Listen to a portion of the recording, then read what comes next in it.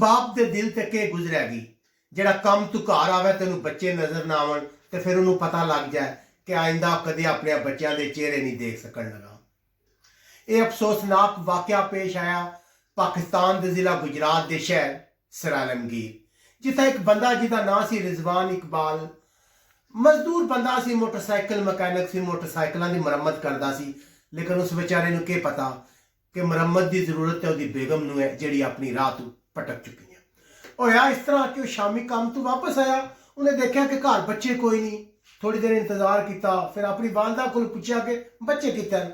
ਉਹਨੇ ਕਿਹਾ ਤੇਰੀ ਬੇਗਮ ਤੇ ਬੱਚੇ ਬਾਹਰ ਕਿਤੇ ਸ਼ਾਪਿੰਗ ਵਾਸਤੇ ਗਏ ਤੇ ਵਾਪਸ ਆ ਜਾਣਗੇ। ਉਹਨੇ ਕਿਹਾ ਠੀਕ ਹੈ, ਉਹ ਘਰ ਬਹਿ ਗਿਆ ਜਿਸ ਤਰ੍ਹਾਂ ਅਕਸਰ ਸਾਡੇ ਘਰਾਂ ਦੇ ਸ਼ਾਪਿੰਗ ਵਾਸਤੇ ਜਾਂਦੇ, ਅਸੀਂ ਇੰਤਜ਼ਾਰ ਕਰਦੇ ਹਾਂ ਗਏ ਤਾਂ ਕੋਈ 2-4 ਘੰਟੇ ਲਾ ਕੇ ਆਵਣਗੇ। ਉਹ ਵੀ ਘਰ ਆ ਕੇ ਬਹਿ ਗਿਆ। 5 ਘੰਟੇ ਗੁਜ਼ਰ ਗਏ, ਉਹਨੂੰ ਫਿਕਰ ਹੋਣਾ ਸ਼ੁਰੂ ਹੋ ਗਈ। ਉਹਨੇ ਆਖਿਆ ਵਾਲਦਾ ਨੂੰ ਕਿ ਇਤਨੀ ਦੇਰ ਨਹੀਂ ਹੋ ਸਕਦੀ। ਮੈਂ ਕਿਹਾ ਕਿ ਜਾ ਬਾਜ਼ਾਰ ਜਾ ਕੇ ਦੇਖ ਕੇ ਆ।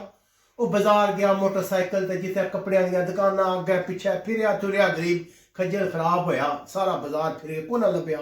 ਘਰ ਆਇਆ, ਫਿਰ ਕਿਸੇ ਨੇ ਕਿਹਾ ਉਹਦੇ ਮੈਂ ਕਿਹਾ ਫੋਨ ਕਰ ਜਾਂ ਇਸ ਤਰ੍ਹਾਂ ਕਰ, ਉਹਦੀਆਂ ਸਹੇਲੀਆਂ ਨੂੰ ਫੋਨ ਕਰ, ਹੋ ਸਕਦਾ ਕਿਧਰੇ ਟੁਰ ਗਈ ਹੋਵੇਗੀ। ਉਹਨੇ ਹੈ ਠੀਕ ਹੈ, ਸਾਰਿਆਂ ਨੇ ਫੋਨ ਕੀਤਾ, ਕੋਈ ਨਹੀਂ। ਇਸ ਅਰਸੇ 'ਚ ਹੀ ਰਾਤ ਗੁਜ਼ਰ ਗਈ, ਸ਼ਾਮ ਦਾ ਹਨੇਰਾ ਛਾ ਗਿਆ। ਉਹਨੇ ਕਿਹਾ ਕਿ ਹੋ ਸਕਦਾ ਹੁਣ ਆਵੇ। ਉਸ ਵਿਚਾਰੇ ਦੇ ਬੋਲ ਕੇ ਮੈਂ ਮੰਜੀ ਡਾ ਕੇ ਸੁੱਤਾ ਤੇ ਸਾਹਮਣਾ ਦਰਵਾਜ਼ਾ, ਮੇਨ ਗੇਟ ਨਹੀਂ ਜਿਹਨੂੰ ਅਸੀਂ ਸ਼ਾਮ ਦੇ ਟਾਈਮ ਬੰਦ ਕਰ ਦਿੰਦੇ ਹਾਂ, ਤਾਲਾ ਲਾ ਦਿੰਦੇ ਹਾਂ, ਉਹਨੇ ਗੇਟ ਖੁੱਲਾ ਰੱਖਿਆ ਇਸ ਆਸ ਹੈ ਕਿ ਸ਼ਾਇਦ ਸ਼ਾਮੀ ਕਿਧਰੇ ਆ ਜਾਏ ਤਾਂ ਦਰਵਾਜ਼ਾ ਬੰਦ ਨਾ ਹੋਵੇ। 1-2 ਦਿਨ ਇਸ ਚੀਜ਼ ਵਿੱਚ ਗੁਜ਼ਰ ਗਏ।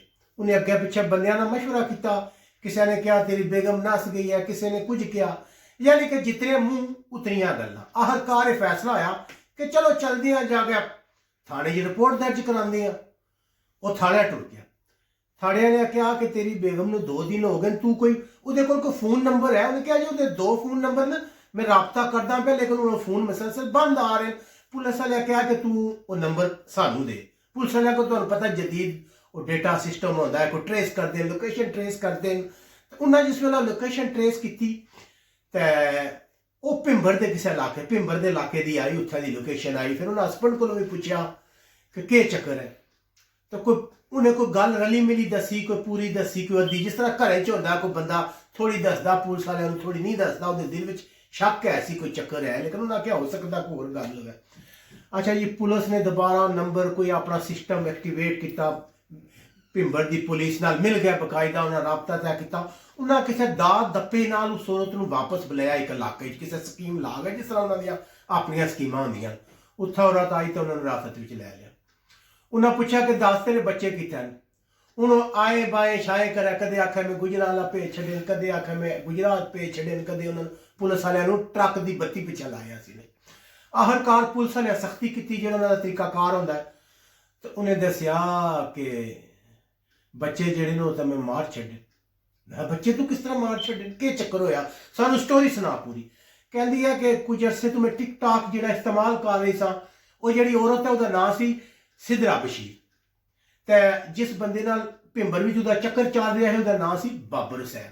ਉਹ ਆਦੀ ਹੈ ਟਿਕਟਾਕ ਤੇ ਮੇਰੀ ਉਹਦੇ ਨਾਲ ਦੋਸਤੀ ਹੋਈ ਸੀ, ਮੁਹੱਬਤ ਹੋ ਗਈ ਸੀ। ਮੇਰੀ ਇਸ ਵਜ੍ਹਾ ਤੋਂ ਜਣੇ ਨਾਲ ਕਈ ਵਾਰ ਲੜਾਈ ਵੀ ਹੋਈ। ਮੈਂ ਕਿਹਾ ਮੈਨੂੰ ਤਲਾਕ ਦੇ ਦਿਓ, ਨਹੀਂ ਸੀ ਦਿੰਦਾ। ਫਿਰ ਇੱਕ ਦਿਨ ਅਸਾਂ ਫੈਸਲਾ ਕੀਤਾ ਕਿ 4 ਦਿਨਾਂ ਦੀ ਜ਼ਿੰਦਗੀ ਹੈ, ਸਾਨੂੰ ਇਕੱਠੀ ਗੁਜ਼ਾਰਨੀ ਚਾਹੀਦੀ ਹੈ। ਮੈਂ ਬੱਚੇ ਲੈ ਗਏ, ਉੱਥੇ ਪਹੁੰਚ ਗਈ।